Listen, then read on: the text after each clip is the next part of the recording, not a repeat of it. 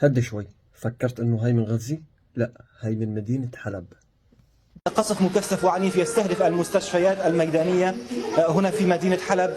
ليس فقط هذا المستشفى، إنما أيضا أحياء ومستشفيات أخرى قد طالها القصف. بثينة شعبان تقول: للمرة الأولى أرى فيها مشافي تقصف وصحفيين يستهدفون في قطاع غزة من قبل الاحتلال الإسرائيلي. تعالوا معي لشوفكم كيف النظام السوري كان يستهدف المستشفيات ويستهدف الصحفيين. رواحوا معي. أصيبوا بغاز الكلور جراء القصف ببراميل متفجرة كما ذكرت تحوي غاز الكلور السام.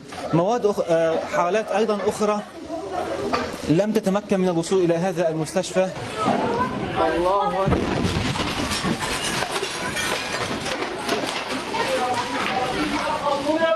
كمان هلأ راح تشوفوا فيديو من حلب كيف كان يتم استهداف المشافي بالصواريخ الارتجاجية والصواريخ الكيماوية اللي كانت تحمل غازات سارين وغازات محرمة دوليا.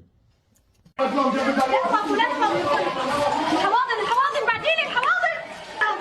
اللهم تكون قريب بس شوي شوي شوي شوي شوي شوي شوي شوي.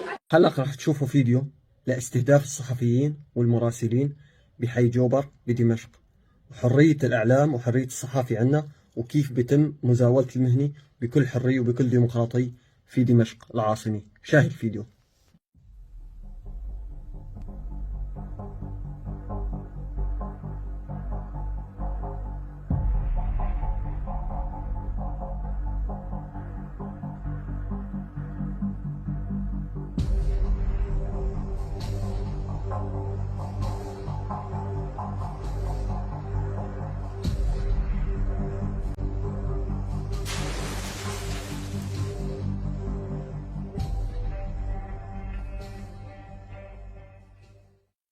هلا راح تشوفوا مشفى القدس بحي السكري داخل حلب كيف كان يتم استهدافه بالصواريخ الفراغية من قبل النظام السوري.